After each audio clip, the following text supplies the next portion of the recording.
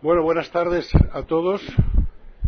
Bienvenidos a la Casa de los Médicos y bienvenidos sobre todo los que están de allá, del otro lado de las cámaras, los que están nada más ni nada menos que en 48 sedes colegiales.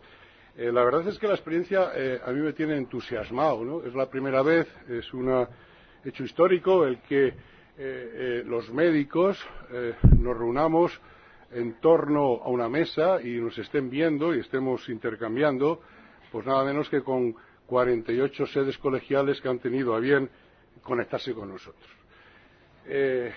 La utilización de las nuevas tecnologías de la información y la comunicación nos va a permitir a partir de ahora esto. Y desde luego no tiene por qué ser siempre Madrid. Lo que pretendemos es que Madrid es la capital del reino. Para estrenar esto yo creo que venía bien, pero mañana puede ser cualquiera de nuestras capitales, cualquiera de nuestras sedes colegiales, con lo cual abrimos una nueva forma de relacionarnos, una manera de informar nueva y una manera de formarnos también.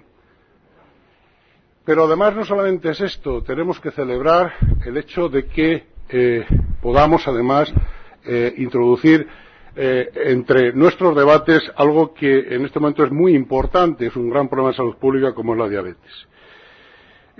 Quería dar en primer lugar agradecer, y antes de que se me olvide, a los técnicos, a los funcionarios de los colegios que durante la última semana han probado muchas veces que esto funcione.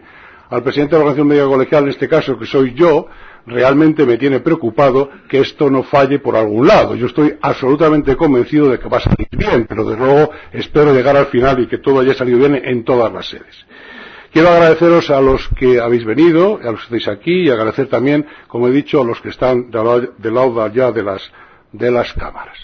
Me acompañan, en primer lugar, doña Aurora Berra de Unamuno, directora general de Bristol Myers Squibb, don Paul Hudson, presidente de AstraZeneca, y Pedro Conte, que va a actuar de moderador, y por supuesto el profesor Arturo Roya, que va a impartirnos una conferencia sobre actualización en diabetes. También quiero agradeceros, como he dicho, a todos vosotros y, por supuesto, animaros a que sigamos viéndonos aquí y, por supuesto, a los de allá también en cada uno de los colegios. Aurora, tienes la palabra. Muchas gracias, Juanjo. Muchas gracias a todos vosotros. Quiero, lo primero de todo, agradecer al doctor Rodríguez Sendín, al presidente de la Organización Médica Colegial, por esta oportunidad de estar aquí. Quiero agradecer, por supuesto, a los doctores Pedro Conte y Arturo Roya por estar esta tarde con nosotros. A todos ustedes por estar aquí en esta videoconferencia, también como el doctor Rodríguez Sendín, a todas las sedes que nos están viendo a través de esta tecnología de videoconferencia en los colegios de médicos de las provincias españolas. Estamos aquí esta tarde para compartir formación del tema de la diabetes tipo 2 y su manejo en una actividad que ha sido acreditada por la CEA-FORMEC, siempre me cuesta mencionarlo, y esto es lo primero de todo, dar las gracias por vuestra presencia. Estamos aquí para hablar de diabetes tipo 2, la llamada epidemia del siglo XXI, con una trascendencia esta enfermedad médico y social importante. Como ustedes saben, afecta a más de 200 millones de personas en el mundo, y no solamente por su enfermedad, también por la gravedad de las complicaciones es tan importante desde el punto médico y social. Y en este entorno de la diabetes, compañías farmacéuticas como Bristol Myers Squibb, que yo represento hoy en día, tenemos el objetivo de alargar y mejorar la vida de los pacientes. Y esta fue nuestra misión cuando en enero del año 2007 firmamos un acuerdo de colaboración con la compañía AstraZeneca para el desarrollo y comercialización posterior de productos que mejoraran la vida de los pacientes de diabetes.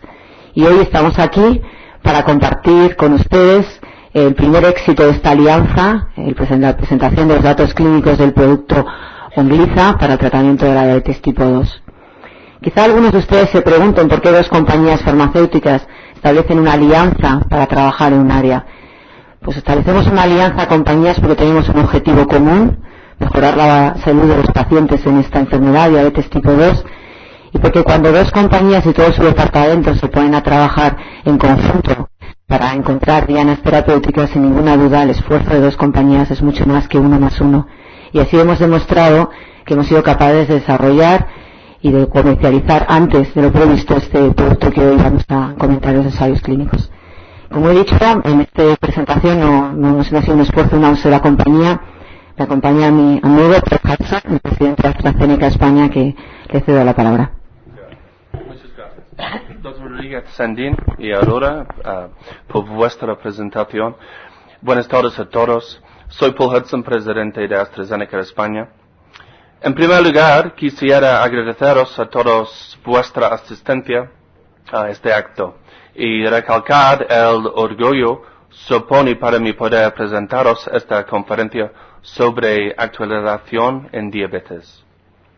Como compañía farmacéutica innovadora, nuestra misión es mejorar la salud y calidad de la vida de personas en todo el mundo, poniendo a disposición de los profesionales sanitarios fármacos novedosos para cubrir necesidades médicas no cubiertas.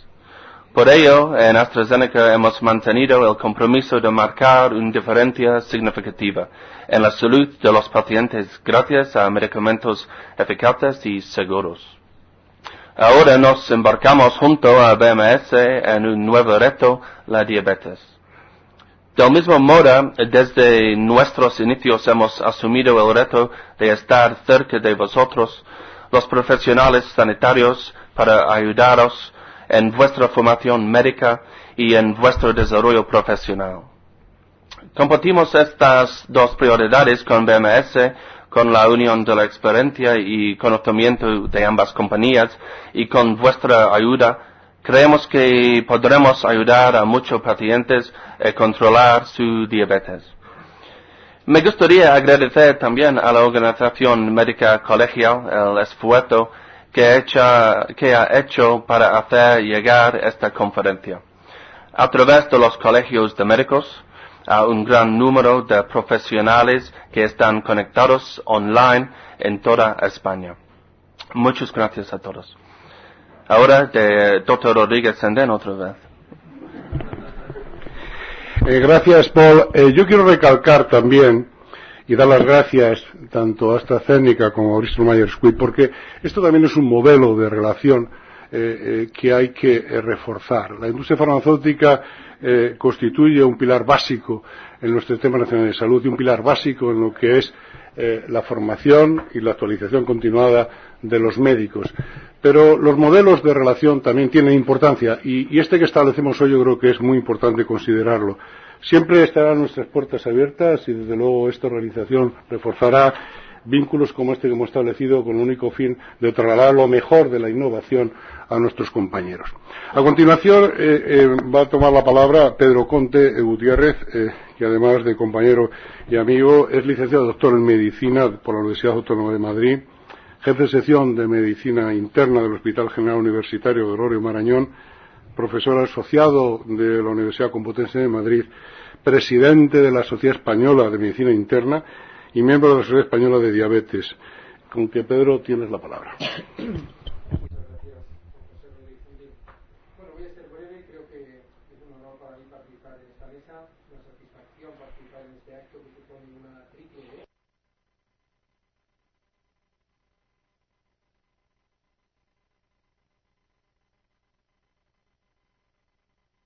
Para mí es un honor que hayan pensado en esta tarde al profesor Arturo Roya.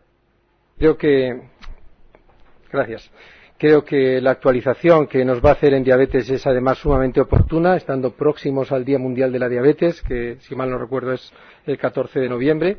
Creo que la diabetes ha sido ya sobradamente introducida. Me alegra comprobar que los presidentes de AstraZeneca y Bristol Myers Squibb tienen conocimientos amplios, así nos lo han constatado, sobre diabetes, y mi papel realmente es presentar al ponente de esta tarde, que es el profesor Arturo Roya.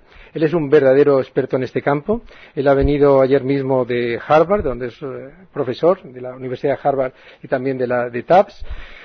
Él es de origen argentino, realmente nació en Corrientes, aunque estudió en la ciudad de Córdoba, en Argentina, y desarrolló su carrera profesional en Estados Unidos, en Boston, haciendo inicialmente la residencia en medicina interna y posteriormente pues toda la especialización en endocrinología, donde trabaja actualmente en Boston, como ya dije, en el New England Diaconess Hospital. Él es miembro, tiene un currículum realmente impresionante, es miembro de diversas asociaciones de prestigio. Yo destacaría la Asociación Americana de Diabetes y la Asociación de Endocrinólogos Americanos. Él ha recibido, tengo aquí su currículum, múltiples honores, incluso por distintas escuelas de medicina y universidades de diversos países, y quizá por lo que está hoy, aparte de porque ha tenido la gentileza de estar con nosotros, es porque ha participado de forma muy protagonista en la investigación clínica de alto nivel, de lo que nos va a hablar esta tarde. Me han pedido que les recuerde que esta actividad está acreditada por el CEFORMEC y basta inscribirse para recibir el diploma correspondiente. Como ya dije, para mí es un honor magnífico. No quiero robar tiempo a la audiencia que tenemos aquí presente y a la gran audiencia que tenemos en las 48 sedes colegiales. Esperamos que todo funcione muy bien. Doy las gracias a todos mis contertulios en la mesa y, si os parece oportuno, estamos deseando oír la conferencia de Arturo Roya y el debate que habrá posteriormente. Muchas gracias a todos.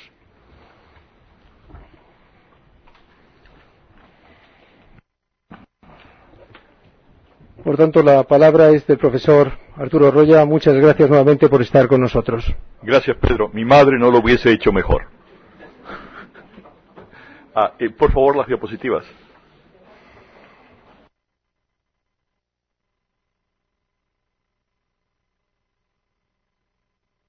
Perfectamente. Perfecto.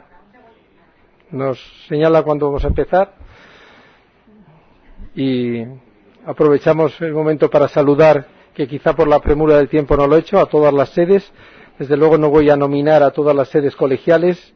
Sabemos que en España hay colegios de médicos en multitud de ciudades importantes y creo que han convocado con moderadores expertos en el área de diabetes en todas ellas. Espero que las conexiones funcionen y, como ya dije, será una experiencia que probablemente se pueda repetir para nuevos encuentros, ¿no?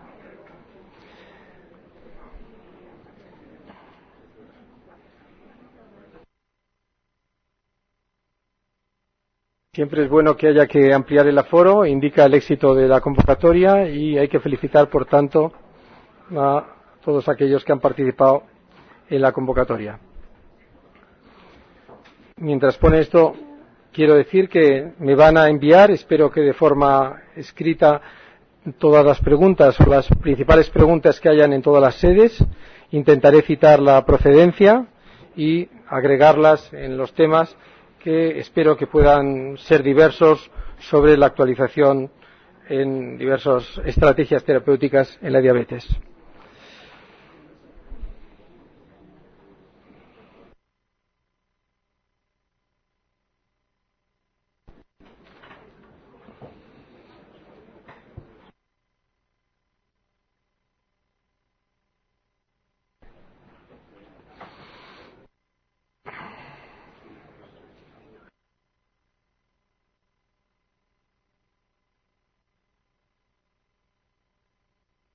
Cuando nos señale la organización, empezaremos con la conferencia.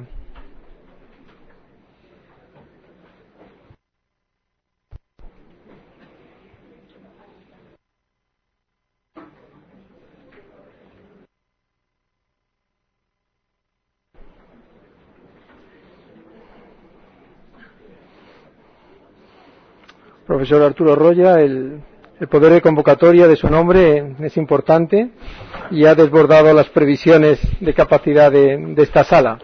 Igual está pasando lo mismo en otras sedes colegiales.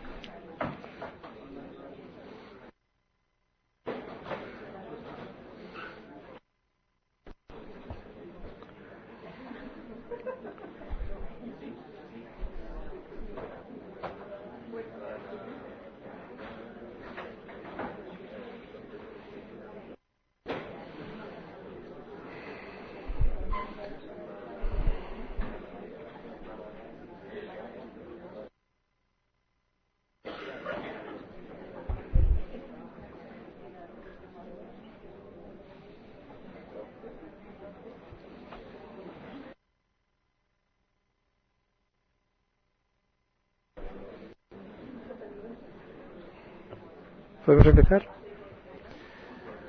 Bueno, si no me indica lo contrario, vamos a empezar. Muchas gracias por la paciencia de todos y nuevamente retomamos la palabra del profesor Arturo Rocha. ¿Me pueden escuchar del fondo? ¿Me escuchan del fondo? Sí. Bueno, no voy a enfatizar el hecho de que la diabetes está aumentando en España, en Europa, pero sí quisiera enfatizar el hecho de que está aumentando más rápidamente en el resto del mundo, particularmente en el tercer mundo. En este momento es muy barato engordar y esto ha aumentado la prevalencia de diabetes 2 y 3 veces más en los países del tercer mundo que no tienen el dinero necesario para controlar la enfermedad y aún menos para tratar las complicaciones.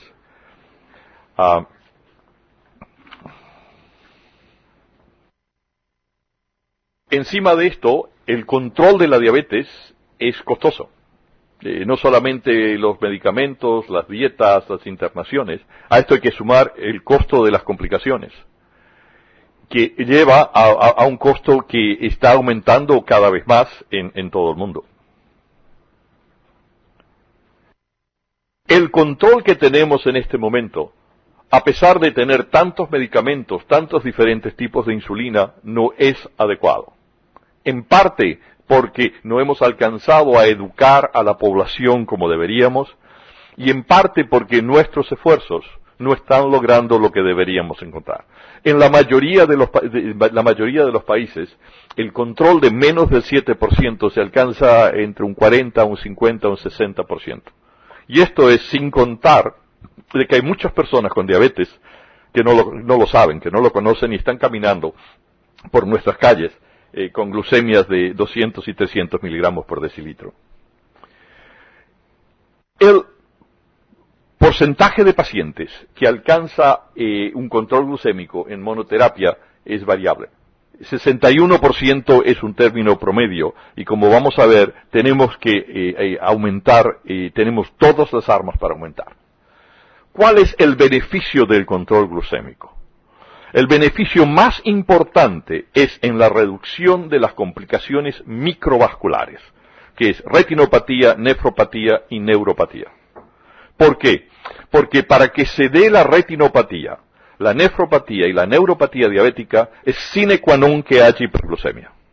Sin hiperglucemia no se dan estas complicaciones. Y estas son complicaciones que aumentan por lo que nosotros llamamos el factor diabético, que es el aumento de la glucemia multiplicado por el tiempo. Eso se llama factor glucémico. Por el otro lado, como podemos ver acá, el aumento de la glucemia sí está relacionada con la causa de muerte de nuestros pacientes. La diabetes es una enfermedad cardiovascular que se manifiesta inicialmente con hiperglucemia. Nuestros pacientes diabéticos viven con glucemias altas, pero mueren de un coágulo en el corazón o el cerebro. Entonces, al pensar en esto, nos tenemos que dar cuenta que las complicaciones cardiovasculares que ocurren en pacientes diabéticos, si bien están agravadas por la hiperglucemia, tienen otros factores de riesgo importantes.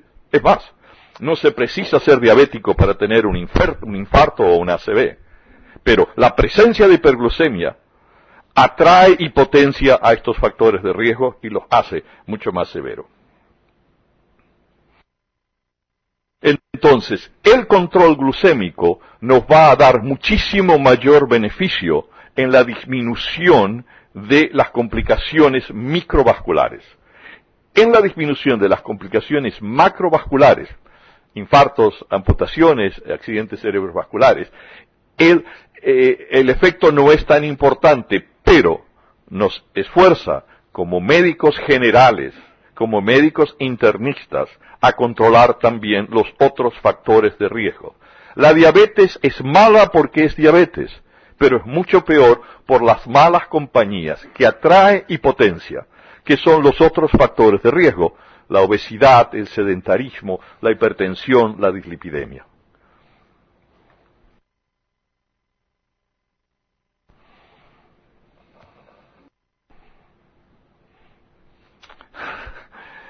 Este es el estudio del UKPDS, donde también nos muestra el beneficio mucho mayor en la disminución de las complicaciones microvasculares.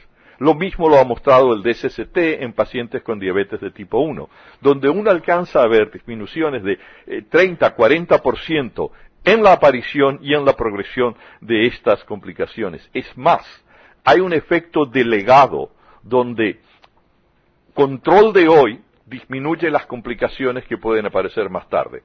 Esto se ha demostrado tanto en el UKPDS como en el DSST. Hay árboles que crecen más rápido que el movimiento de esta...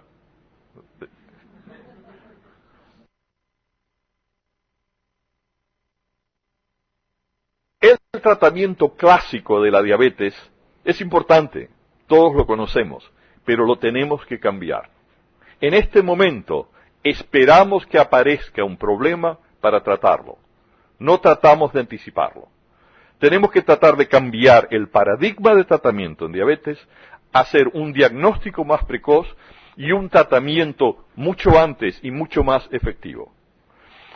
La ventaja del control glucémico no es solamente la prevención de complicaciones crónicas de la diabetes. Hay otros beneficios, y solamente voy a enfatizar uno, que es la preservación de las células beta. La hiperglucemia es tóxica para las células beta. En los islotes de Langerhans aumenta la apoptosis de las células betas cuando las glucemias están aumentadas. Y todo mecanismo que hagamos para disminuir las glucemias va a disminuir la muerte de estas células betas y va a mantener la masa de células betas por un mayor tiempo. Concepto muy importante. O sea que no debemos tratar de esperar que aparezca este trastorno metabólico para comenzar a tratarlo.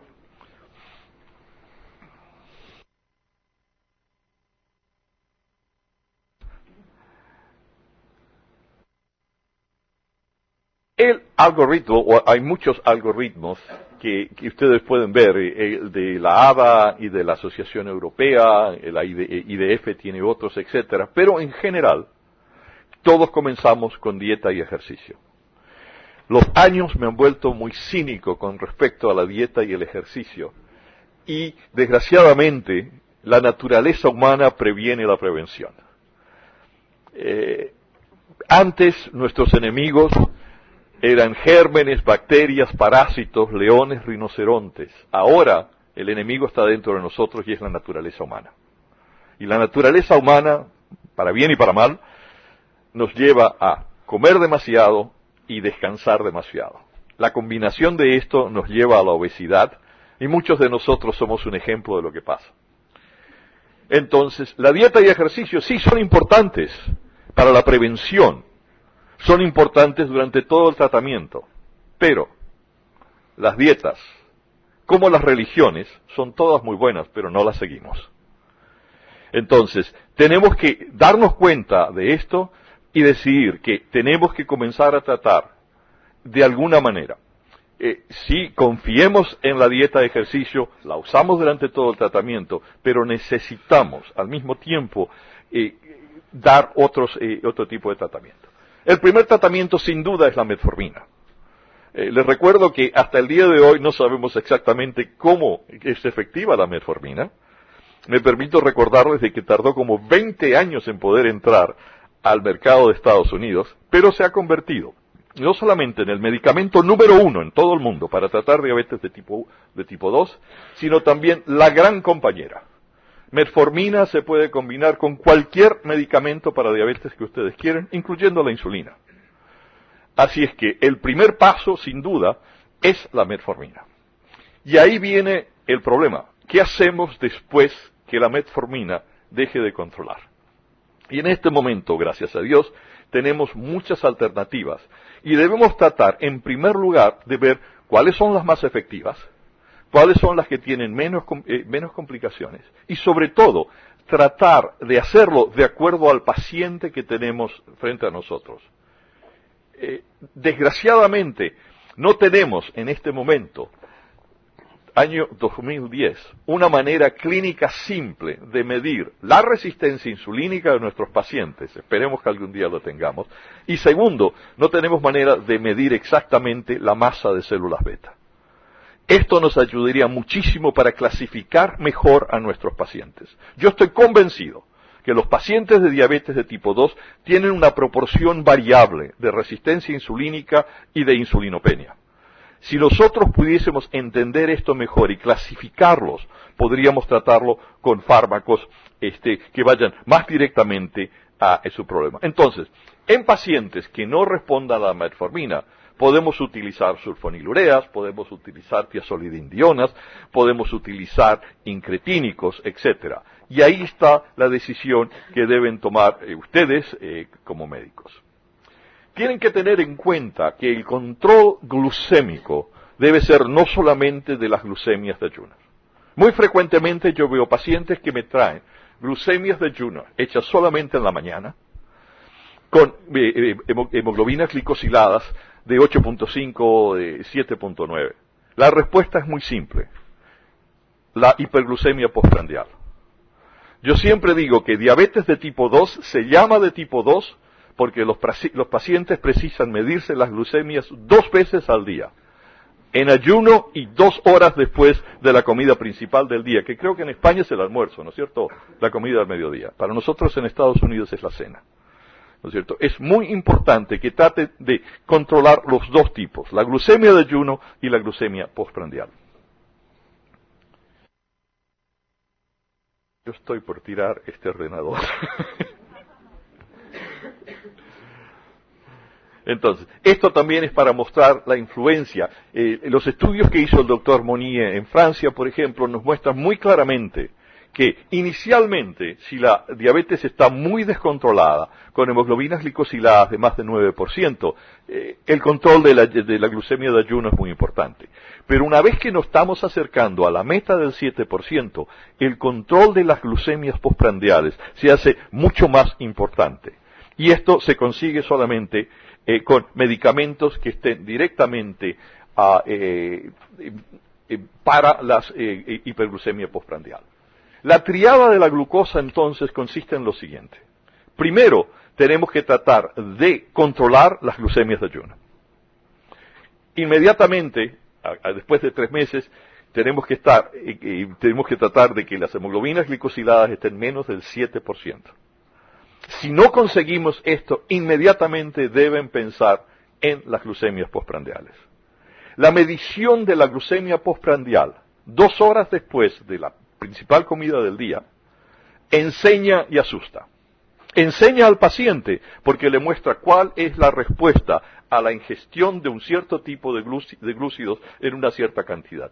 Y asusta porque muy frecuentemente pacientes que tienen glucemias de ayuno de 100, 110 miligramos por decilitro y piensan que están muy bien controlados, cuando se miden después de una comida se encuentran niveles de 200, 220, 200, 300.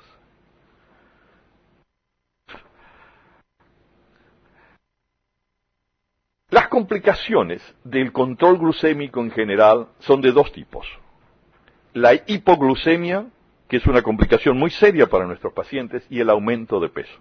Es más, por muchos años hemos sacrificado el peso para controlar las glucemias. Esta es otra manera de tratamiento que debe ser cambiada. Si ustedes piensan, por muchos años, yo que me he entrenado en Boston, nunca nos fijábamos tanto en el peso de los pacientes. Siempre eran glucemias, hemoglobinas glicosiladas.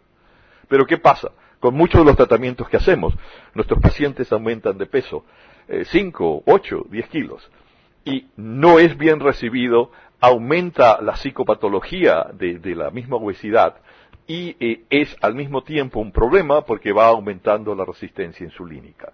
Entonces, otro concepto importante es tratar de conseguir tratamientos que no aumenten el peso del paciente.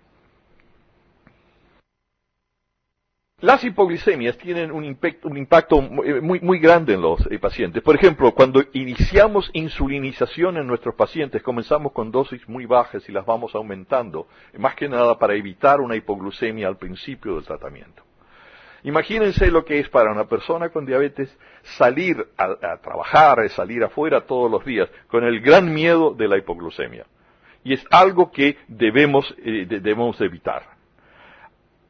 Y Los pacientes que vienen y nos dicen de las hipoglucemias nos cuentan, pero ¿qué pasa con los que no vuelven a la consulta después de una hipoglucemia? Y yo les aseguro que son bastantes. Hay fármacos antidiabéticos que tienen un mayor riesgo de hipoglucemia. Por supuesto, la insulina. Hemos mejorado muchísimo la insulinoterapia, pero aún así. Segundo, las sulfonilureas, y especialmente las sulfonilureas de acción prolongada, van a dar una hipoglucemia de acción prolongada también, y debemos tratar. Glinidas no tanto porque se las toma con las comidas. Las de riesgo bajo, principalmente los medicamentos que disminuyen la resistencia insulínica, como la metformina y las tiazolidindionas. Los inhibidores de la alfa-glucosidasa en general no dan hipoglucemias. Y últimamente, los antagonistas del GLP-1, de los receptores de GLP-1 y los inhibidores de la DPP-4 también tienen un riesgo muy bajo de esto. El aumento de peso es una complicación del tratamiento que debe ser evitada. Un paciente que aumenta de peso, aumenta su psicopatología, aumenta su mala interacción social y se vuelve más obeso. Entonces, tenemos que tratar de romper ese círculo vicioso y tener como meta importante en el tratamiento de la diabetes de tipo 2 la disminución o al menos el mantenimiento de peso de nuestros pacientes. Si ustedes se fijan, tanto en el estudio del LUCA-PDS o en el estudio más prolongado de la acción de agentes orales, que es el estudio ADOPT, vemos entonces dos cosas que son para mí importantes. El tratamiento con insulina aumenta el peso de los pacientes. Y luego cuando vemos en el estudio ADOPT que la metformina no solo que no aumenta de peso, sino en algunos pacientes tiene un efecto negativo sobre el peso. Mientras que la tiazolidindiona son las que más aumentan de peso, porque no solamente que aumentan el número de adipocitos, sino también producen una retención de agua. De acuerdo al efecto que tengan sobre el peso corporal, vemos que hay medicamentos que están asociados normalmente por su efecto con un aumento de peso, las sulfonilureas, las meglitinidas, las tiazolidindionas y la insulina, por supuesto. Otras que tienen un perfil neutro, como los inhibidores de la alfa-glucosidasa y los inhibidores de la DPP-4, y los que están asociados con una reducción de peso, metformina hasta cierto punto, y sobre todo los agonistas de receptores de GLP-1. ¿Cómo se comparan entonces entre sí los distintos tratamientos de diabetes de tipo 2 en relación con el aumento de peso y las complicaciones? Vemos entonces que si comenzamos con metformina, por ejemplo, vemos que disminuyen las glucemias, sobre todo de ayuno, disminuyen la resistencia insulínica y los únicos efectos colaterales son en general gastrointestinales durante la primera semana del tratamiento. Con las sulfonilureas, que actúan sobre todo sobre las células beta, el aumento de peso y la hipoglucemia. Las glinidas en forma similar. Los inhibidores de la glucosidasa, que creo que ustedes en España no están utilizando tanto, también tienen el problema de los efectos gastrointestinales secundarios. Las glitazonas tienen el principal efecto colateral. No dan hipoglucemias, pero sí dan un aumento de peso bastante marcado. Yo sé que en Europa ustedes no la pueden utilizar asociadas con insulina. Nosotros las podemos utilizar y nos da un aumento de peso muy, muy grande. Los agonistas de GLP-1 no tienen tantos efectos colaterales, generalmente náusea y vómito durante la primera semana también, que tiende a desaparecer. Y finalmente, los inhibidores de la DPP-4 tienen la gran ventaja que no dan hipoglucemia y son neutros para el aumento de peso, no aumentan de peso. ¿Cuál es el efecto de las incretinas en la regulación de las glucemias? Esto es algo que, si bien lo conocíamos por muchos años, no les dimos ningún resultado terapéutico. Y simplemente es que el gastrointestinal es la glándula endocrina más larga. La glándula endocrina más grande del organismo es la masa grasa. La más larga es el intestino. Y el intestino entonces produce estas incretinas. Y las incretinas lo que van a hacer más que nada es aumento de la secreción de insulina en el páncreas y al mismo tiempo tienen un segundo efecto que es la disminución de la secreción de glucagón. La disminución de secreción del glucagón disminuye la producción hepática de glucosa y eso ayuda muchísimo al control de las glucemias, no solamente de ayuno, sino también de las glucemias postprandiales. Al mismo tiempo, por supuesto, la insulina va a aumentar la captación de glucosa en el músculo esquelético y en el tejido graso.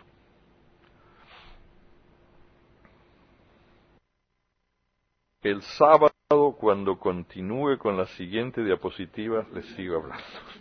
Okay. La regulación de secreción de insulina es interesante porque depende de muchos factores. Nutrientes, sobre todo la glucosa, pero no se olviden, los aminoácidos también producen secreción de insulina.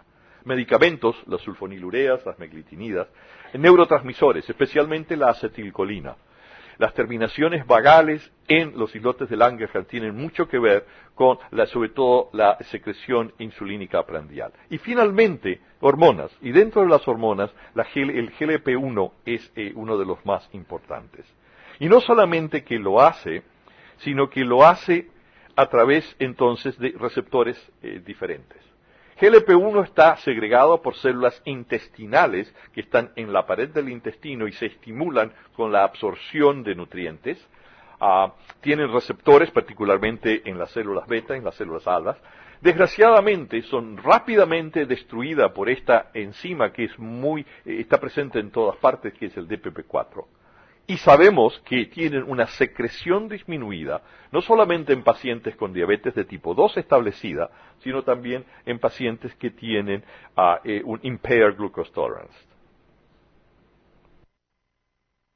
Si vemos entonces a la célula beta, por un lado tenemos la estimulación normal fisiológica con glucosa, a través de estos receptores de membrana que están relacionados a canales de potasio.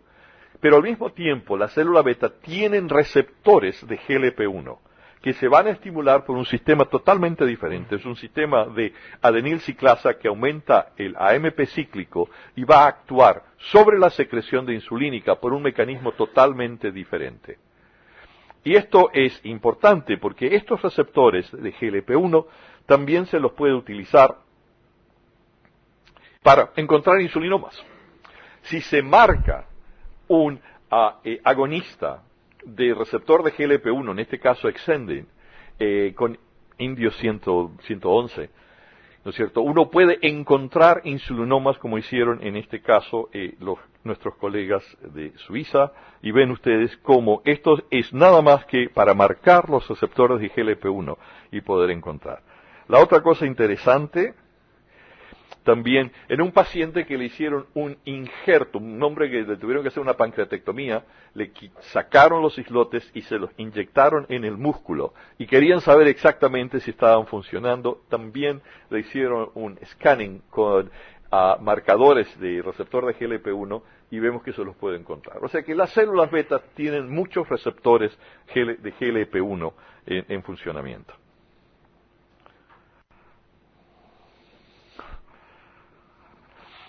El efecto incretínico, entonces, ¿cuál es el efecto de estas hormonas intestinales? Es aumentar la secreción de insulina durante el momento postprandial. Si nosotros comparamos infusión de glucosa con ingesta de glucosa, vemos que la secreción de insulina es mucho más potente. Y esta diferencia entre los dos estímulos con glucosa es lo que se llama efecto incretínico y se debe, más que nada, a la GLP-1 y en menos porcentaje a la GIP.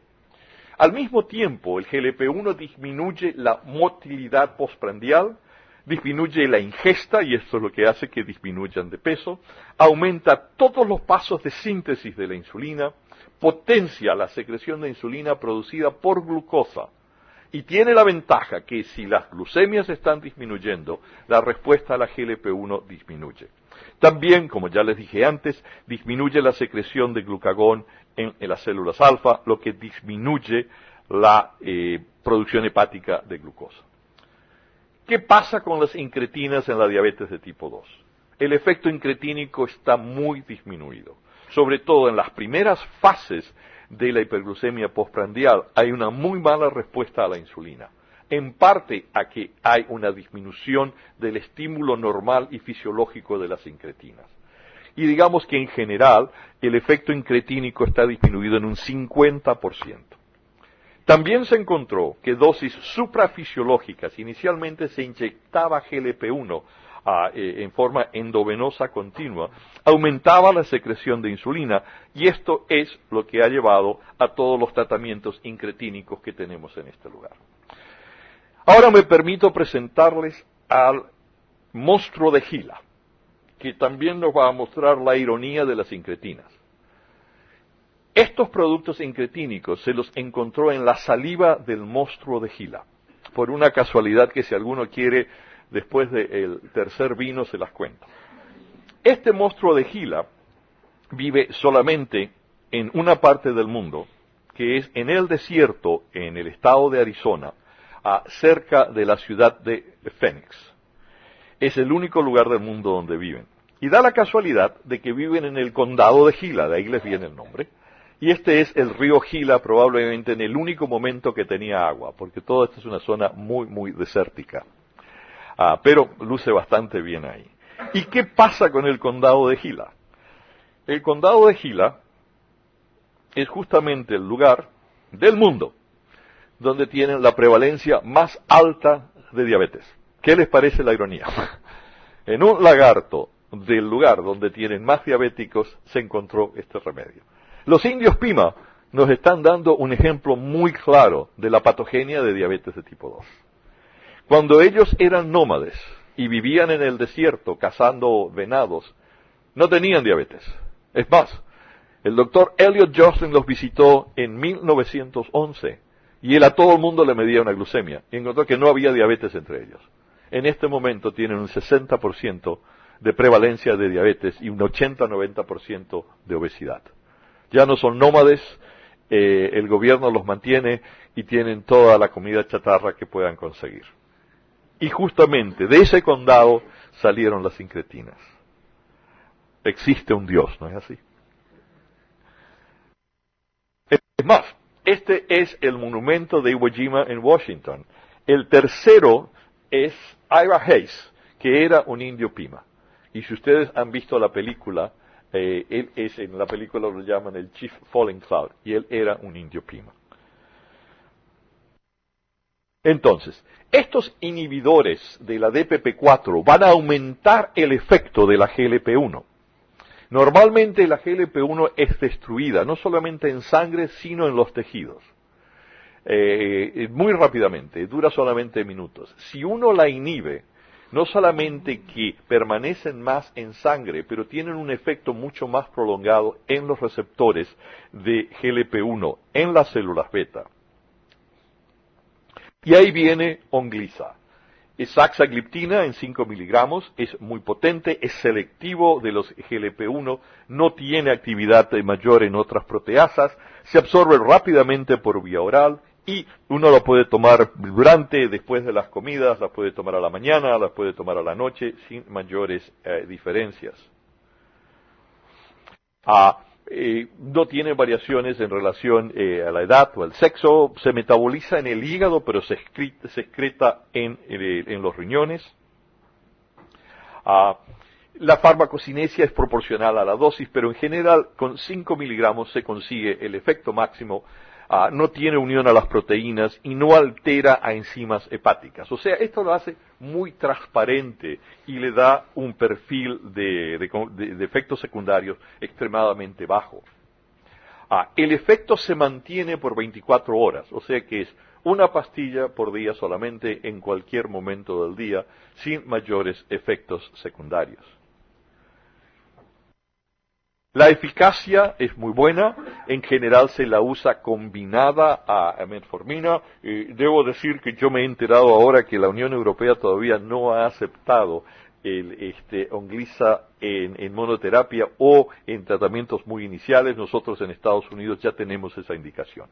En general, unida a la metformina, que les recuerdo, la metformina es la mejor compañía de todos los tratamientos diabéticos. Hay una disminución de 0.69%. Si nosotros comparamos entonces pacientes que estaban tomando metformina, que se les da placebo o saxagliptina, vemos de que hay una disminución que se mantiene. Este es un estudio hecho en San Antonio por el doctor de France.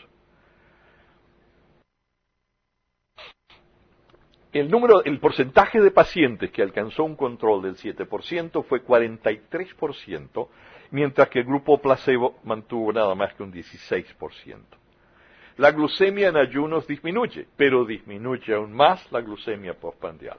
O sea que tenemos un efecto dual, pero más marcado sobre las glucemias postprandiales y, como vamos a ver, sin la producción de hipoglucemia.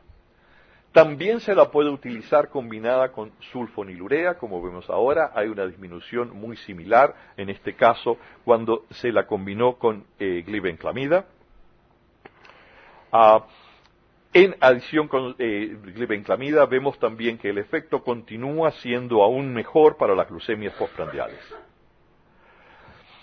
También, combinada con glitazonas, da una disminución bien marcada y al mismo tiempo, estas son diapositivas similares, vemos que hay una disminución de las glucemias postprandiales más marcada que la disminución de las glucemias de ayuno. Vemos entonces que Onglyza, combinada con metformina, combinada con sulfonilurea y con tiazolidindionas, nos da una disminución importante del control de hemoglobinas glicosiladas. Cuando vemos en total estudios en monoterapia, como les he dicho, no está todavía aprobado. Estudios en combinación nos muestran de que son una adición importante en el control de las pacientes con diabetes. Esto es un estudio que acaba de ser publicado en Estados Unidos y lo puse más que nada para mostrarles lo siguiente. Para mí, en la manera que yo entiendo diabetes de tipo 2 es importante. Este es un estudio que lo hizo, es un metaanálisis de estudios publicados por el doctor Edelman. Vemos que en monoterapia y combinada con los otros productos anda muy bien, pero yo me permito señalarles aquí el efecto de combinación inicial con metformina. La diabetes es una enfermedad multifactorial y les dije primero que tenemos que comenzar a tratarla antes, pero sin tener toda la evidencia clínica. La lógica nos dice que si es una enfermedad multifactorial, tratando de utilizar medicamentos que vayan a disminuir distintos mecanismos, vamos a tener un mejor efecto. Segundo, cuanto mayor sea la masa de células beta, mejor resultados vamos a tener. Y esto es lo que nos muestra este estudio, donde combinado con metformina, en tratamiento inicial, que ustedes en Europa todavía no tienen una indicación, pero en tratamiento inicial tienen una respuesta muchísimo mejor. Y a mí me parece que el futuro de estos medicamentos va a ser en combinación y en forma mucho más precoz. Este es otro estudio que muy rara vez se hace, y esta es una comparación cabeza a cabeza entre dos productos. Trataron de ver qué pasa con saxagliptina combinada con metformina frente a glipizida combinada con metformina también. Y vemos de que el efecto antihiperglucémico es el mismo, no es inferior. Por el otro lado, el aumento de peso y las hipoglucemias fueron mucho menores con Onglyza.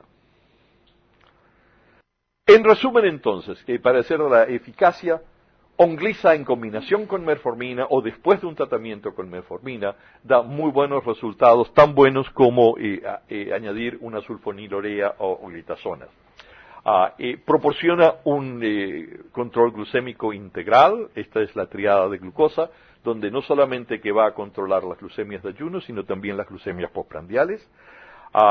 Y la combinación con metformina da disminuciones glucémicas muy importantes y comparada con sulfonilureas da el mismo control, pero con menor aumento de peso y con menos hipoglucemia.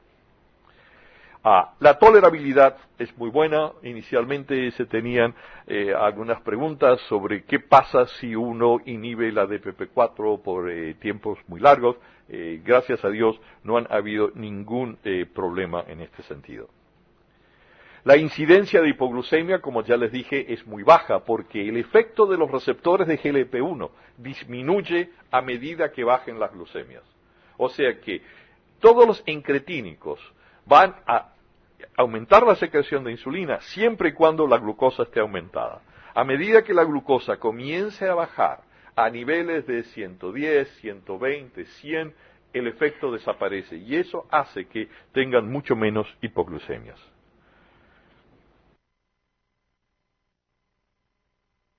Cambios de peso, como ya les había dicho, no hay una disminución de peso, pero tampoco hay un aumento. Y esto es de suma importancia para nuestros pacientes, sobre todo cuando lo comparamos, como lo hicimos antes, con otros tipos. ¿Qué pasa a largo plazo? Yo les dije que el paciente con diabetes vive con glucemias altas, pero muere de un coágulo o muere de problemas cardiovasculares. Entonces, no tenemos datos a largo plazo de seguridad cardiovascular, pero este estudio hecho por Dan Drucker en Toronto nos da un poco de esperanza. Ellos lo que hicieron es un knockout del gen del DPP4, o sea que es como hacer una inhibición total desde el principio continua. Y se fijaron en ratones a los que también se les hizo un infarto de miocardio. Y no solamente que los que tuvieron el knockout estuvieron mejor, sino incluso la función cardiovascular estuvo mejor. Esto nos da, en ratones, mucha seguridad cardiovascular. Entonces, en general, en resumen sobre la seguridad y tolerabilidad, se la tolera muy bien, no tiene efectos colaterales. Tienen todos los inhibidores de DPP4 dan una pequeña disminución de linfocitos porque el DPP4 está en los linfocitos, pero no se le ha encontrado hasta este momento ningún efecto colateral importante. No aumenta el peso, no aumenta el perímetro de la cintura, no da hipoglucemia y no se hasta este momento no se ha asociado con un incremento del riesgo cardiovascular. Esto es todo lo que les voy a decir y quisiera terminar mi conferencia en forma de despedida con la última estrofa de la Biblia de las Pampas, que es el Martín Fierro, donde dice: pero ponga su esperanza en el Dios que lo formó, y aquí me despido yo, que he relatado a mi modo males que conocen todos sin toda su explicación. Muchas gracias.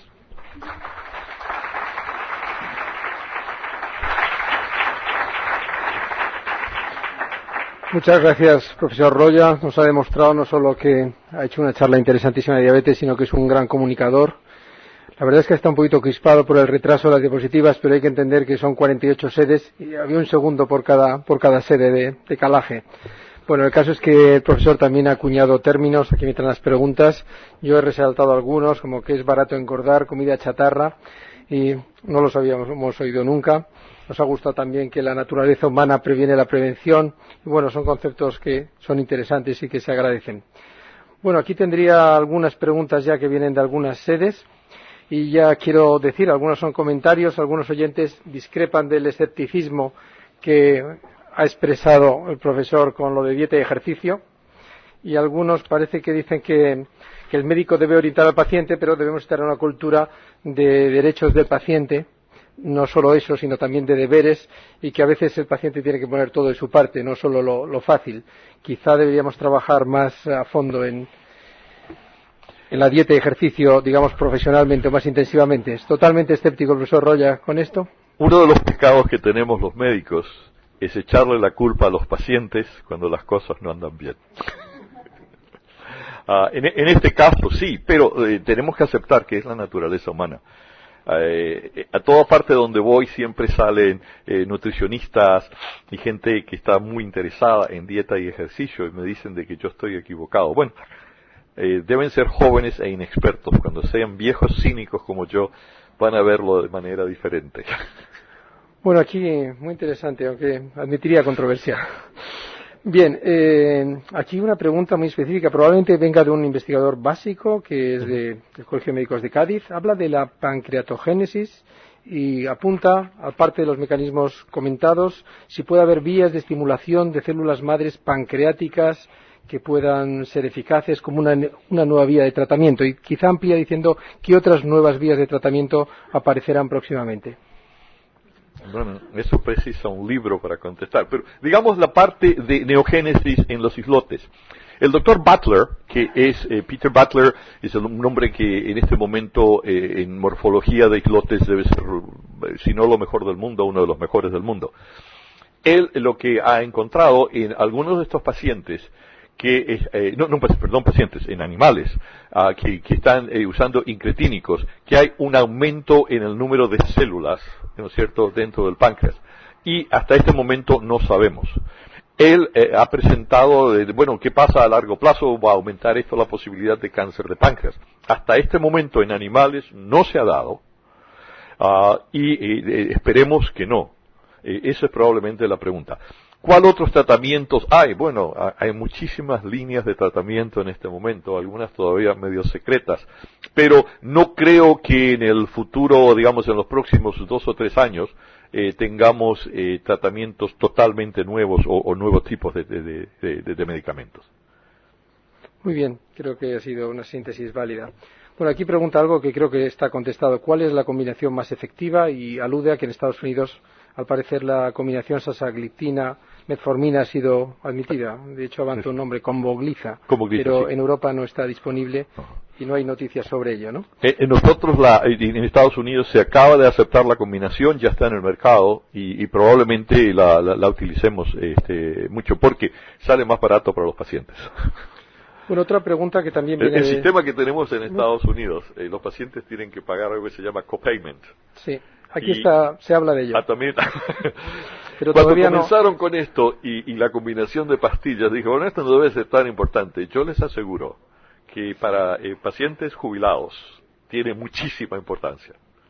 Un copayment en vez de pagar 2. Muy bien. También algún oyente de Andalucía también dice que ha insistido en que no basta la hemoglobina 1C como objetivo de control, pero pregunta en este sentido qué evidencias tenemos con la glucemia postprandial que tenga beneficio su control en disminuir eventos de morbimortalidad. Okay. Hasta este momento, las evidencias que tenemos a favor del control de las glucemias postprandiales están todas adosadas al beneficio del control total de la glucemia. Por el otro lado, sabemos que personas que tienen solamente hiperglucemia postprandial, o sea que es intolerancia a la glucosa, el solo hecho de tener intolerancia a la glucosa, aumenta la mortalidad cardiovascular 3 veces, casi tanto como toda la diabetes ya desarrollada. No tenemos en este momento ninguna evidencia clínica de tratamientos dirigidos a hiperglucemia postprandial solamente por largo tiempo buscando efectos cardiovasculares. El doctor Esposito en Italia tiene un trabajo donde ha demostrado una disminución del engrosamiento de la íntima de carótidas con control solamente postprandial. Pero eso es todo lo que tenemos. No tenemos evidencia epidemiológica a largo plazo de disminución de morbilidad cardiovascular con control postprandial solamente. Tenemos la lógica y los otros estudios. Muy bien. Bueno, aquí en alguna pregunta en concreto de Canarias, de Tenerife, le mandan un fuerte abrazo, pero no puedo leer la pregunta porque prácticamente se ha hecho ya sobre la asociación sasagliptina. Pero debe tener un amigo que seguro que debe ser argentino porque dice por transmitirnos tan bonito toda su ciencia. O sea que debe ser un compañero quizá. O mi madre que está visitando Canarias. ¿En Tenerife? No, viene hasta el nombre del doctor. Así que ¿quién es el nombre? Se llama Juan González. Juan González. Será un fan.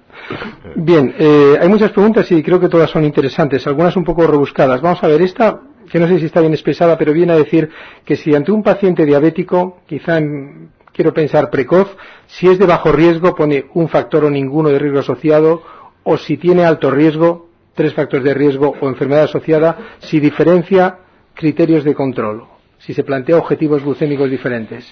Pregunta tiene tela. El mensaje que nos han dado los estudios recientes cardiovasculares sobre control glucémico es muy claro. A la diabetes hay que tratar de controlarla en forma intensa en los estadios iniciales. Tiene menos morbilidad y uno tiene el efecto de ese momento y luego tenemos el efecto delegado. Si nosotros tratamos de hacer control glucémico intenso, como en el estudio ACCORD, en pacientes de más de 65 años que ya han tenido un infarto o un accidente cerebrovascular y vayamos a producir hipoglucemias, la mortalidad aumenta. O sea que nuestra mejor ventaja de intervención es en los estadios iniciales, que es donde los ven ustedes, ¿no es cierto? Y por eso yo digo, hay que tratar de comenzar a hacer el diagnóstico antes. Como ya saben, estamos comenzando a usar la hemoglobina glicosilada como método de diagnóstico. Tremendamente controversial. El sábado tuvimos una reunión que poco más se matan. Pero me parece que va a ser un criterio que se va a ser aceptado en el futuro. Más de 6.5% con hiperglucemias, el diagnóstico está hecho, ¿no es cierto? Bueno, entonces, tenemos que tratar de individualizar a estos pacientes. Mi punto de vista es, si tienen un paciente que es obeso, que es un paciente hipertenso, que es dislipidémico, con el típico síndrome metabólico, que tenga una glucemia en ayunos de 110 o 125 o 26, yo no le hago diferencia. Es un paciente en el que tenemos que intervenir. Tenemos que hacer el diagnóstico. Si no lo quiere llamar diabetes, no lo llame. Llámelo síndrome metabólico, pero tenemos que intervenir. Dieta y ejercicio primero, y si no da resultado, comenzar con metformina. Tratar de mantener la masa de células beta en el páncreas lo más posible, sin que aumenten de peso. Bien, quizá entronca con otra pregunta que alude exactamente en el paciente ya con enfermedad cardiovascular, paciente avanzado, si tenemos verdaderamente posibilidades de reducir su riesgo con el control glucémico. Sí, podemos, más que nada, vamos a disminuir las complicaciones microvasculares, incluso cuando ya están establecidas. Pacientes con neuropatía, pacientes con retinopatía, no progresan tan rápidamente si se los controla. Pero yo, he preparado una lista de situaciones en diabetes en las que el control estricto no está indicado. ¿No es cierto? Pacientes que tienen neuropatía autonómica avanzada, pacientes que no sienten las hipoglucemias bien, pacientes que viven solos, ¿no es cierto? Pacientes que tienen insuficiencia cardíaca, pacientes que han tenido infartos.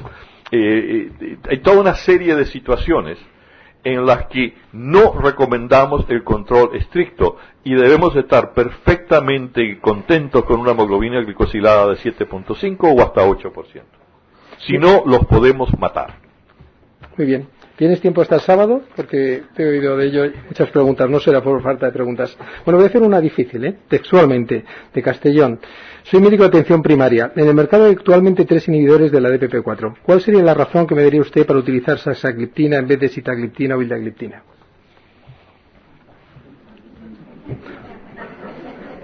Esa pregunta está todavía en estadio NPI. Nos dicen desde Granada, una ciudad que sé que te gusta mucho y que conoces bien, ¿qué nos puedes decir o qué nos puede decir de la triple terapia con saxagliptina? ¿Es partidario para retrasar la insulinización de la triple terapia? Sí, en este momento tenemos que pensar también de terapia cuádruple. Muchos pacientes no aceptan la insulina o no pueden tomar la insulina por el tipo de trabajo que hacen, etcétera. Y perfectamente, sí, utilizamos terapia triple.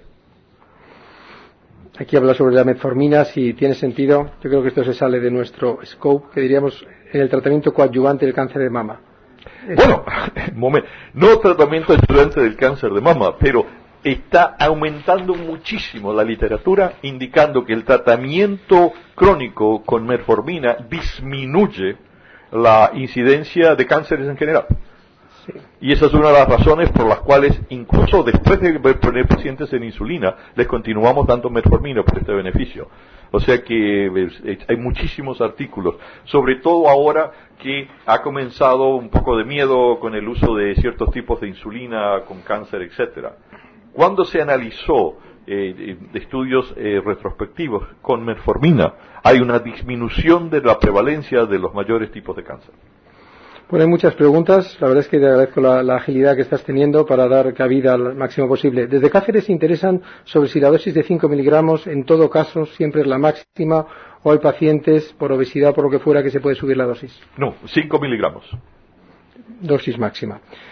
Bien, también en algún compañero, también de atención primaria, deduzco que habla que el control intensivo precoz, estamos convencidos, y también nos lo ha mencionado en el diabético inicial, pero preguntan, ¿es posible desde el nivel de atención primaria o en su opinión en general requiere una intervención especializada conseguir y mantener ese nivel de control óptimo?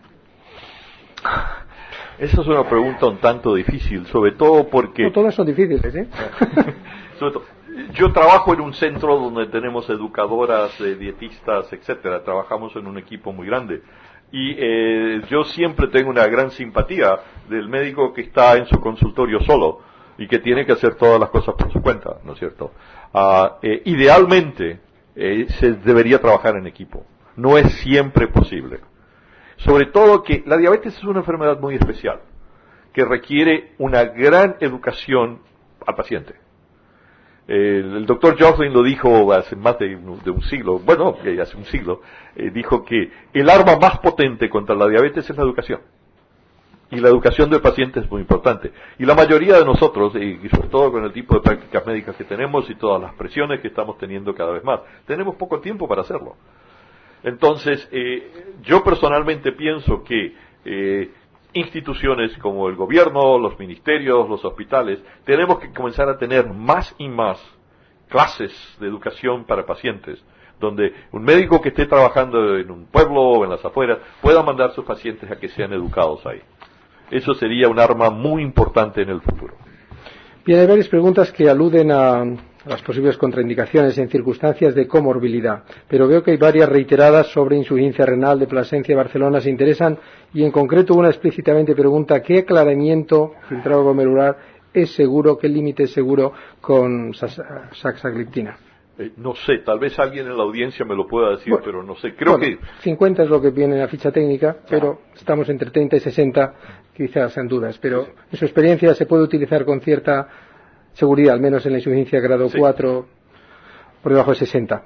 Bien, también hablan de otros efectos adversos, yo creo que esto ha sido comentado, pero insisten que si pancreatitis, dermatitis ampollosas, etcétera, que si hay algún otro efecto adverso que preocupe especialmente a los clínicos que utilizan incretinas. Con saxagliptina, que yo sepa, no han habido casos de pancreatitis. También un compañero de Plasencia se interesa porque él dice que las incretinas están descubiertas hace décadas, en concreto por 1936. ¿Es cierto? ¿Y por qué no se han comercializado hasta el siglo XXI?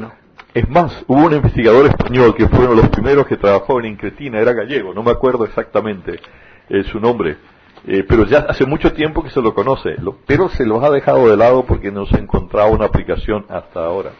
Preguntan que desde La Coruña, que si en su opinión, aunque actualmente no está reconocido en prediabetes, podrán tener algún lugar, algún día, las incretinas. Absolutamente, yo pienso que sí. Sí. Pero se precisa evidencia clínica. Bueno, aquí hay una variedad y una pregunta que está dirigida a los presidentes de Bristol Myers Squibb y AstraZeneca, pero no sé si alude al número de pacientes, a lo mejor puede aportar algo que hay en el mercado europeo, mundial y español. Bueno, yo creo que esto quizás es una curiosidad que tiene aquí un compañero de Badajoz, pero nos ha puesto se lo contestaremos en correo, ¿no? Vivo y en directo, a no ser que haya alguna aportación de Paul o de Aurora.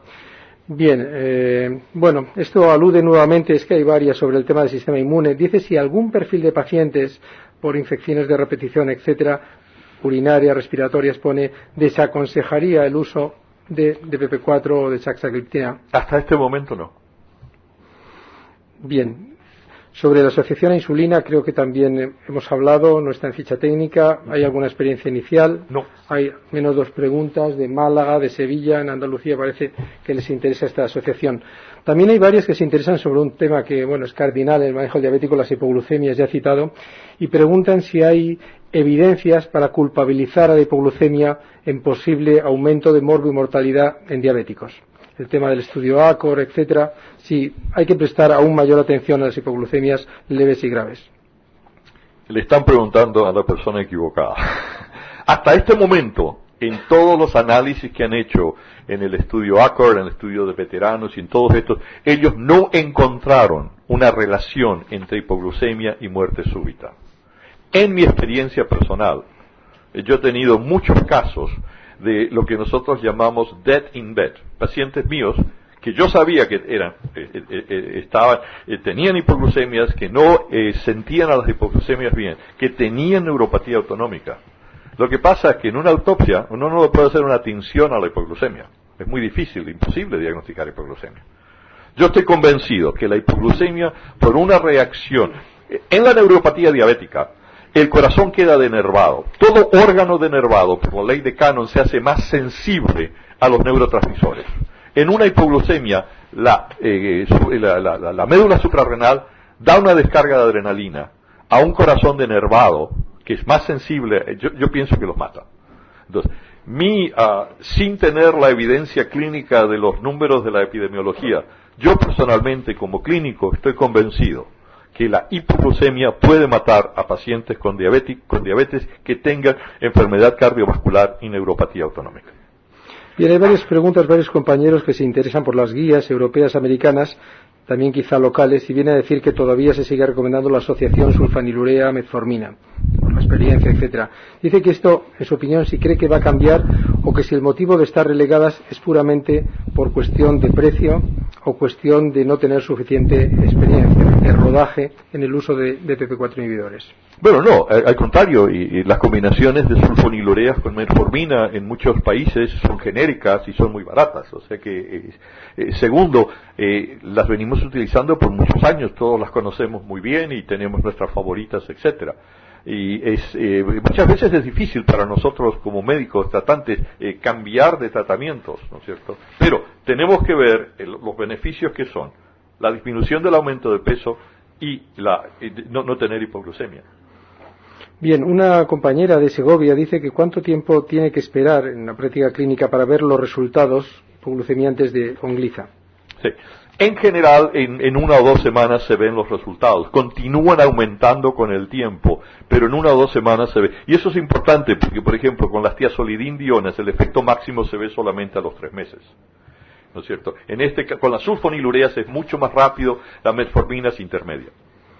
Bien, la verdad es que hay muchas preguntas que se repiten, pero una que es reiterada y que no hemos hecho alude al tratamiento en combinación de entrada. Aluden a algunas que no está reconocido en las guías, pero dicen que cuando hay un mal control inicial, un compañero señala por encima de 8,5, si le parece buena práctica clínica iniciar la asociación de entrada. Esa es una pregunta muy difícil, porque una hemoglobina de 8,5 en el momento inicial del diagnóstico de diabetes significa muchas cosas. Por un lado, significa que es una diabetes más avanzada. Lo que nosotros llamamos momento del diagnóstico es un eufemismo. La diabetes ya ha estado operando por 6 a 8 años de antes. Es el momento que nosotros la encontramos. Entonces, significa que la diabetes está más avanzada. Hasta este momento, la mejor manera de tener una idea global de la masa de células beta es la hemoglobina glicosilada. Por el otro lado, esa es una persona que no ha tenido una dieta ni ha tenido ejercicios, ¿no es cierto?, en el momento inicial. Y muchas veces se consigue una disminución de la hemoglobina glicosilada con dieta y ejercicio. O sea que es un poco difícil. Yo lo que diría es comenzar con un tratamiento clásico, ¿no es cierto?, y ver los resultados y después decir. No podemos decir que toda persona que comienza su diabetes con una hemoglobina glicosilada de más de 9 o 9.5% tiene que ir a insulina, no. Y luego recuerden también la ley del Dr. Blumgarden, que es cuanto más alta sea la hemoglobina glicosilada inicial en un tratamiento, mayor es la caída, ¿no es cierto? Y que también es algo lógico. Un médico de Salamanca pregunta si en su opinión, él pone 5 años, en unos 5 años las sulfanilureas están llamadas a desaparecer habiendo fármacos que no provocan, etcétera, etcétera. Yo creo que no. Yo creo que siempre vamos a tener un uso para las sulfonilureas, ¿no es cierto?, en cierto tipo de pacientes. Ya les he dicho que no tenemos una manera clínica de encontrar, de saber cuál es la masa de células beta o cuánto pueden responder. Pero yo pienso que las sulfonilureas y las ciclinidas tienen un lugar en nuestro armamentario, sobre todo que a medida que progresa la diabetes de tipo 2 es una enfermedad progresiva que se hace más y más hiperglucémica cada año. Entonces, nosotros tenemos que comenzar a escalar con medicamentos y las sulfonilureas, sobre todo si uno trata de evitar a la insulina, siempre va a tener una función. Muy bien. Una pregunta que no hemos hecho. Un médico se interesa por saber qué papel tiene hoy en día la sobrecarga oral de glucosa, imagino que es en el diagnóstico del diabético. Nosotros casi no la hacemos para el diagnóstico clínico de todos los días, ¿no es cierto? Nos basamos más que nada en una glucemia de ayuno, hacemos una glucemia postprandial a 2 horas, sin sobrecarga de glucosa, después de un buen desayuno, con muchos glúcidos, etcétera, y ahora con hemoglobina glicosilada. Por el otro lado, si vamos a hacer una investigación clínica, sí hacemos una prueba de tolerancia a la glucosa con niveles de insulinemia. Si interesan sobre los controles necesarios, yo creo que esto ya casi está contestado, sobre si hay que tener algún límite o especial fijación en transaminasas en el paciente con saxagliptina. Incluso pone en ausencia de insuficiencia hepática previa. No. Yo creo que no hay ninguna intolerancia en ese sentido. También hay varias preguntas que vienen a incidir sobre un tema que creo que es interesante. Lo formularé en general porque he visto varias. Creo que ha explicado muy claramente que el efecto incretínico está deficiente en un porcentaje alto de diabéticos, pero preguntan si en toda la historia natural de la enfermedad funciona igual, si este efecto, digamos, incretínico deficiente que solventamos con el DPP-4 puede ser más efectivo su uso en las primeras etapas, funciona también en ancianos. ¿Qué nos puede decir sobre esto? No. Algunos de los estudios hechos con saxagliptina miraron a la edad de los pacientes y no hubo una diferencia. Ahora, ¿qué pasa si usted me dice, bueno, tenemos aquí un grupo de pacientes en este asilo de ancianos de 90 a 100 años? No sé qué va a pasar, no creo que hayan llegado hasta tanta edad. Hay datos, lo que pasa es que no están publicados, pero efectivamente hay estudios en ancianos que pronto se conocerán, ¿no? Aquí precisamente vuelve a entrar el anciano pluripatológico, ¿sabe? El pluripatológico con alta comorbilidad, en este caso lo pinta con demencia, disfunción renal, hepática. ¿Cuál sería el manejo más adecuado con A2? Bueno, insulina. La verdad es que es difícil porque hay muchas preguntas que se solapan, ¿no? Dice que si en los DPP-4 han encontrado beneficio algún otro factor de riesgo cardiovascular de los que ha mencionado, además del control glucémico. Hasta este momento en humanos no. De Ciudad Real. ¿Qué opina de la posible activación de mecanismos inflamatorios en relación con DPP-4? Creo que está respondida. Sí, no hay. Bueno, aquí ponemos un caso clínico concreto. Desde Huelva, ¿qué tratamiento recomendaría en un paciente de 44 años, joven, con normopeso, diabetes tipo 2 de 9 años de evolución y con cifras de hemoglobina glicada de 6,4? En tratamiento desde el inicio, solo con dieta y ejercicio. ¿Añadiría algo? Eso es un caso interesante. Un paciente delgado que no ha progresado en el aumento glicémico por muchos años. A mí me hace sospechar que esta persona puede tener un MODY. Sí. Una de las características de los MODY es de que no progresan con los años y la mayoría de ellos no son obesos. La manera de diagnosticarlos es preguntarles si los padres y abuelos tuvieron diabetes. Si hay 3 generaciones de diabetes y tienen este comportamiento, pídanle las mutaciones de MODY y las van a encontrar. Sí. Voy a hacer ya solo 2 preguntas porque creo que muchas se agregaban y a lo mejor hay oportunidad de hacer alguna pregunta a la sala. ¿Alguno habla de cuándo es el mejor momento, a qué nivel de hemoglobina glicada un paciente que está con metformina cree, en términos generales, entiendo, que debíamos pensar en añadir ya DPP-4? ¿7, 7,5, 6,5? Por encima de 7. Por encima de 7. Todo lo que sea por encima de 7 a mí me parece que, por supuesto, lo primero que tienen que hacer nuevamente es decir, bueno, mire, señor, tiene que seguir la dieta, tiene que hacer un poco más de ejercicio. Pero esa es la esperanza que nunca se cumple. Perdonen, ya sé que hay mucha gente que está en contra mía en esto, y perdonen mi cinicismo, pero de tantos años de tratar y pedir y rogar, no confío mucho en la naturaleza humana, incluyendo la mía. Sí, pues 2 preguntas escritas, yo creo que ya abarcando muchos temas. Creo que algo has mencionado sobre el tema de infarto, creo que era en animal de experimentación, pero dicen qué impresión tiene del posible impacto cardiovascular positivo, en concreto de saxagliptina, que es conocido que tuvo que presentar los datos de seguridad en FDA, Agencia Europea del Medicamento. Si hay alguna especulación, expectativa que incluso no solo sean seguros, sino tenga un impacto favorable. Expectativa hay mucha, pero hay que esperar 10 años y tener más experiencia. No podemos decir en este momento que tenga un perfil de beneficio, porque no lo sabemos, excepto por los estudios animales. hasta este momento los estudios a relativamente corto plazo no han producido problemas, pero hay que esperar. Por último, podríamos acabar con una pregunta que también se ha repetido insistentemente: el perfil ideal de paciente donde estaría más indicado saxagliptina. Elisa. Esa es una pregunta muy importante, muy interesante, pero que no tiene una buena respuesta, porque seguimos usando la metformina, ¿no es cierto? Entonces yo diría que un paciente ideal para saxagliptina sería un paciente que es obeso y que no pueda bajar de peso. Al mismo tiempo, un paciente en el que uno absolutamente deba evitar las hipoglucemias. Esa sería otra indicación. Supóngase un hombre que sea conductor de un autobús o conductor de un camión, que nosotros tenemos que estar totalmente seguros. Un paciente que tenga problemas gastrointestinales, que no podamos utilizar mucha metformina, que no podemos utilizar alfa-glucosidasas, etcétera. Ese sería otro caso, ¿no es cierto? Pero necesitamos, a medida que usemos este medicamento, nos vamos a poner, lo vamos a entender mejor, y sobre todo en el futuro tenemos que ver, en el momento inicial, hacer una combinación con metformina. Necesitamos evidencias clínicas para eso. Un compañero, por último, se sale del tema de la terapéutica y dice si podríamos hacer más por aflorar casos de diabetes, por mejorar el diagnóstico en un porcentaje que estiman 4% de diabetes no diagnosticada. Absolutamente sí. Tenemos que tratar de diagnosticar diabetes antes y comenzar a tratarlas mucho antes. Bueno, yo creo que a lo mejor en la sala, aprovechando el beneficio de la presencia, se puede hacer alguna última pregunta, si alguien quiere intervenir.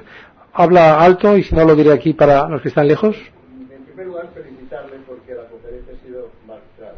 Muchas gracias. Pero el micrófono, ¿qué te pasan? Repítalo, por favor, fuerte. En primer lugar, felicitarle porque ha sido una conferencia magistral, lo cual, pues, por lo menos hemos actualizado y aprendido mucho. Yo quería preguntarle una cosa. Como indica usted, y efectivamente, evidente es así, esta es una enfermedad cardiovascular donde se produce o mueren muchas personas por coágulo, corazón o cerebro. Aparte de estos tratamientos, que está indicado que son maravillosos, ¿se podría añadir a estos tratamientos algún antiagregante plaquetario? El diagnóstico de diabetes de tipo 2 nos obliga como médicos a un multicontrol. Tenemos que controlar no solamente las glucemias, presión arterial, tabaco, dislipidemia, peso, ¿no es cierto? Tenemos que hacer un multicontrol. Y el mejor estudio de esto fue el estudio que hicieron los daneses, ¿no es cierto? Los daneses mostraron que con un multicontrol se consigue resultados cardiovasculares excelentes. Nosotros los diabetólogos o endocrinólogos por muchos años fuimos muy glucocéntricos, ¿no es cierto? Mientras que los cardiólogos fueron siempre glucofóbicos. Bueno, tenemos que quitar eso, tenemos que ver al paciente con todas las necesidades, porque la diabetes es mala porque es diabetes, pero es peor por las malas compañías, que atrae y potencia. Y nos tenemos que dar cuenta de eso. O sea que si usted hace un diagnóstico de diabetes de tipo 2, inmediatamente usted fuma, qué presión tiene, lípidos, etcétera, y hacer un tratamiento en forma integral. Pero suponiendo que todo eso esté controlado, la dislipemia, suponiendo que esté controlada la hipertensión, suponiendo que estén todos los concomitantes, enfermedades concomitantes, estén controlados, ¿añadiría usted aparte algún antiagregante plaquetario o no? Yo los sigo agregando. Se han hecho muchísimos estudios, especialmente el estudio de médicos de la Escuela de Salud Pública de Harvard, etcétera, que fueron muy claros. Desgraciadamente, en los últimos años han aparecido 2 trabajos donde muestran que en la prevención primaria con aspirina en pacientes diabéticos los resultados no fueron muy claros. O sea que en este momento hay un pequeño signo de pregunta. Yo lo sigo utilizando, utilizo la aspirina infantil. Para nosotros en Estados Unidos es 81 miligramos, yo creo que en España es de 100 miligramos. Yo la sigo utilizando. No hace daño.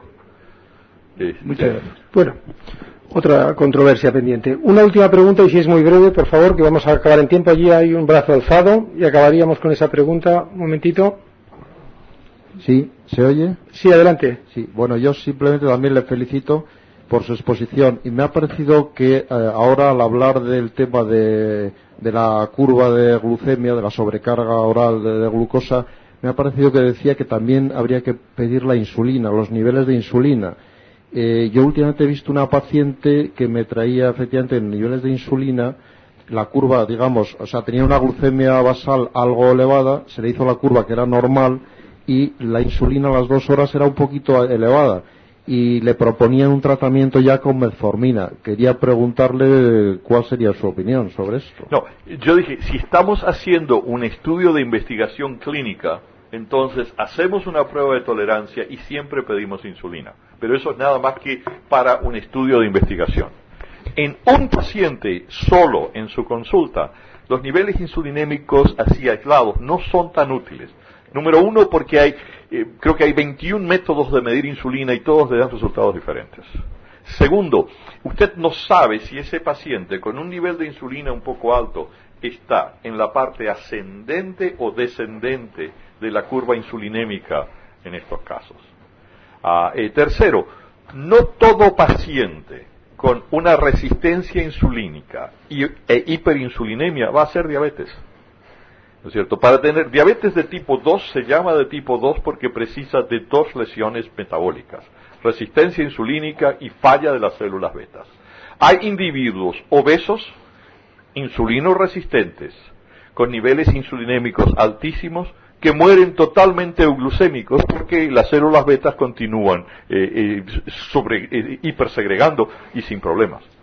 O sea que en un paciente aislado los niveles insulinémicos o niveles de péptido C que en algunos lugares piden no tienen mucho valor en un paciente aislado.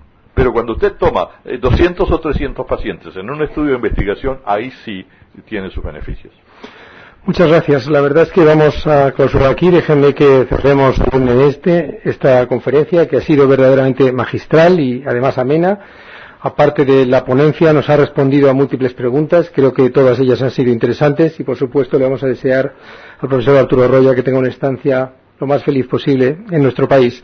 Yo quiero dar las gracias, como puede ser de otra forma, a los organizadores que han convocado de esta forma tan brillante esta triple alianza de AstraZeneca, representada aquí por su presidente, Paul Hudson, Aurora Berra, de Bristol Myers. La verdad es que me honra haber compartido la mesa, así como con Juan José Rodríguez Sendín, de la OMC. Creo que han prestado su estructura en esta conferencia pionera. Saludamos desde aquí, que ya lo habíamos hecho al inicio, a las 48 sedes que han convocado brillantemente y que han tenido una participación a la vista está destacada.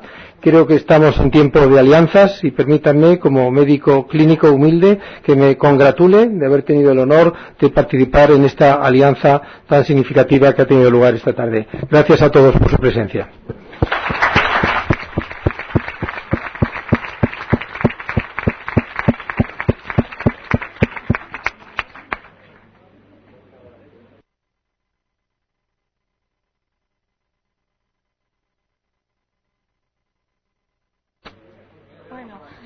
No más, chicos, ¿se le escuchaba bien a los señores? Sí. Pero yo... Una encuesta, Álvaro. ¿La alianza? No, pero es que él ha respondido muy ágilmente. No, yo estoy